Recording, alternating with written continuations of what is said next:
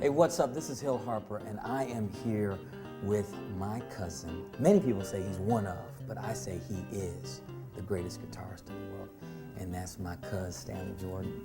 And we're just gonna chat for a while. You know, I'm so excited. You have a new album coming out on Mac Avenue Records. It's called State of Nature.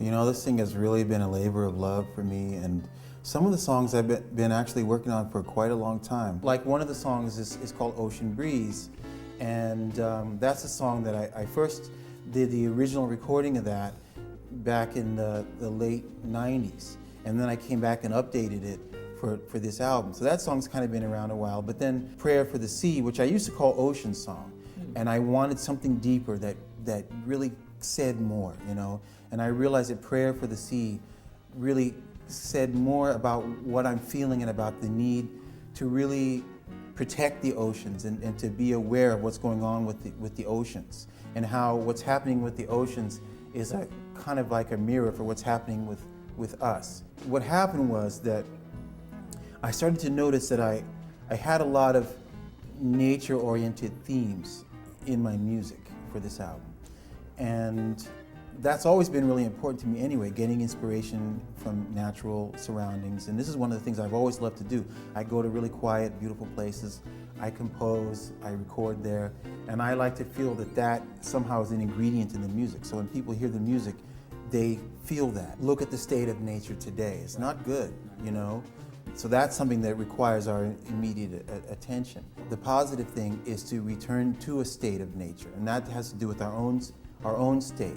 And a lot of what that has to do with is sort of going within and healing some of the stuff that we individually have on the inside to put us in a position to where we can do the right thing as far as the environment is concerned. So what I feel like my job is to help people to be in touch with their essence so that they can make those better decisions. I've always been influenced by people who said, you know, it's always about making music.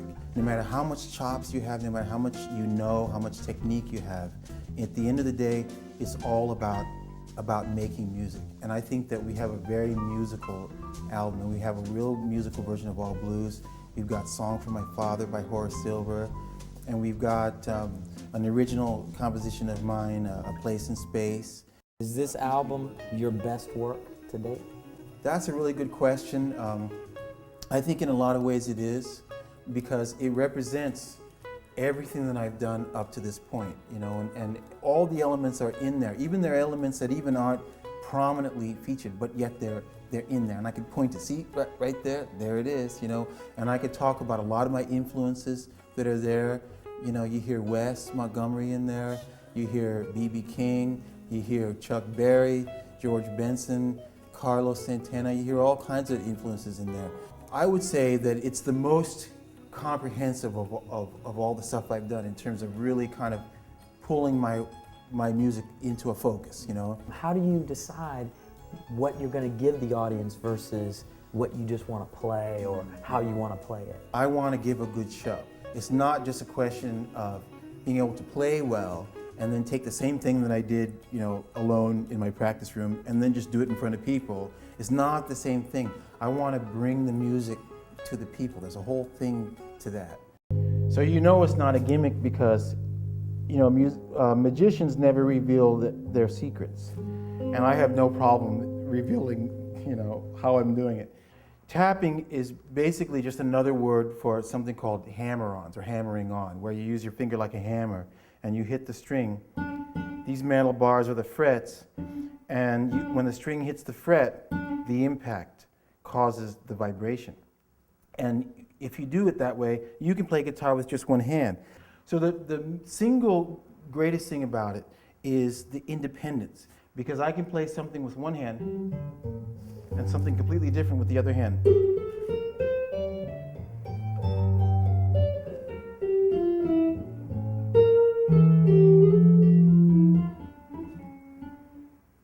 You have an amazing, diverse group of people who are on the album. Tell us about some of the people. We also have Tammy Brown doing vocals on Steppin' Out and also on Ocean Breeze, and Jai Kishore, wonderful sitar player. We also have Mayta Weiss, the fine up-and-coming virtuoso cellist, David Haynes, wonderful drummer, who plays traditional trap set drums and also has this special thing that he does where he plays the drum machine with his fingers like a keyboard. Another fine drummer, someone I've played with for many years, is Kenwood Denard. Charnette Moffett, wonderful bassist, and I've known him for years, and he also shared some of the bass duties on Ocean Breeze with Tommy Brown, that's Tammy's brother. Now, you mentioned your daughter Julia. She's on your album. What was that like, and what is she doing? It's so much fun, you know. She sang some backup vocals for me on Steppin' Out, and I mean, she's always been a natural with the music. And so she always thought, well, okay, you know, I love music, I always want to be around music, but probably not really as a performer, you know, because that seems too much of a challenge dealing with all the industry stuff, you know. So she wanted to be in some kind of other part of the business. And then the performing thing just sort of happened, not because she had dreams that somebody was going to make her a star or make her rich or whatever, but just because it was in her blood and it was something that she just had to do because it was who she was, you know. And I think that that is doing it for the right reason. So on the album, there are interludes or bumpers. How do they come about? Yeah, we have these short songs that are like a minute or less in length that are in between the main songs on the album.